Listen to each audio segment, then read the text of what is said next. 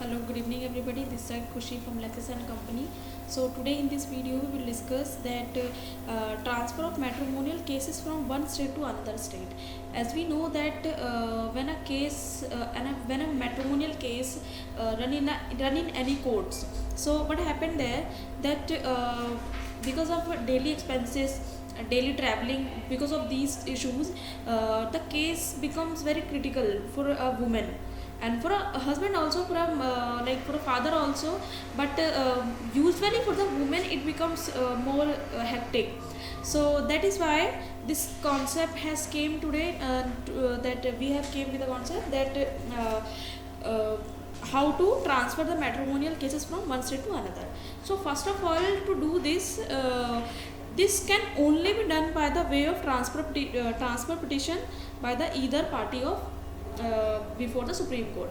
Like कोई भी party, husband or wife, can go to the Supreme Court with the application of transfer of petition, जिसमें क्या वो appeal कर सकती है कि हमारी जो पिटिशन है on the basis on the ground of this please transfer our petition to this court to this one, और काइंड ऑफ कि इस हाई कोर्ट से या इस डिस्ट्रिक्ट कोर्ट से इस डिस्ट्रिक्ट कोर्ट में या हाई कोर्ट में.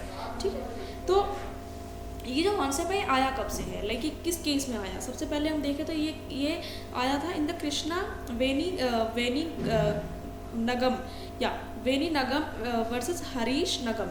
इसमें क्या हुआ था, ये केस जो फाइल किया गया था section under section 13 of the HMA 1956 में.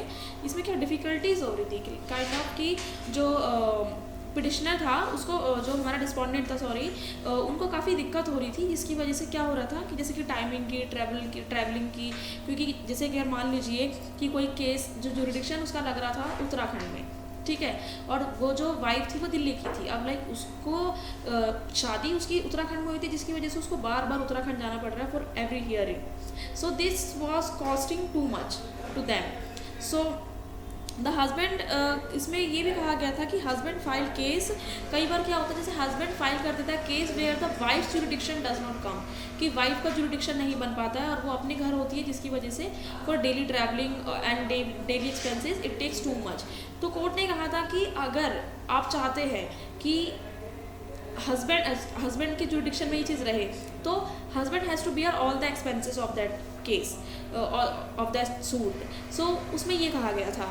And after that it should be condition, इसमें कहा था कि इसमें कंडीशन लगा देनी चाहिए that husband has to bear the all the expenses of the wife during the you can say that hearing. Okay, so like अब यहाँ पे आ जाता है कि jurisdiction of filing case.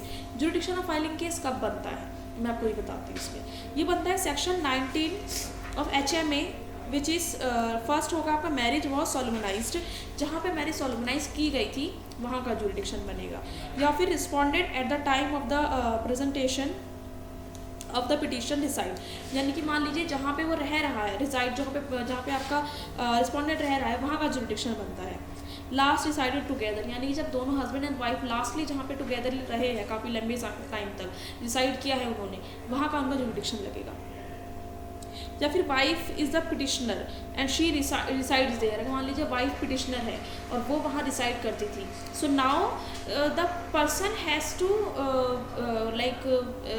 They have right to their jurisdiction. Okay, the petitioner is residing, जैसे कि petitioner मान लीजिए वो जहाँ रह रहा है, in case of respondent is out of the territory by which the act applies और not, has not been heard before 7 years. अगर मान लीजिए जहाँ पे पिटिशनर रह रहा है वहाँ से वो 7 सालों के लिए उसका कुछ अता पता ही नहीं है, तो क्या कर सकते हैं, इस केस में भी जो पिटिशनर है वो उसमें ट्रांसफ़र के लिए पिटिशन फाइल कर सकता है.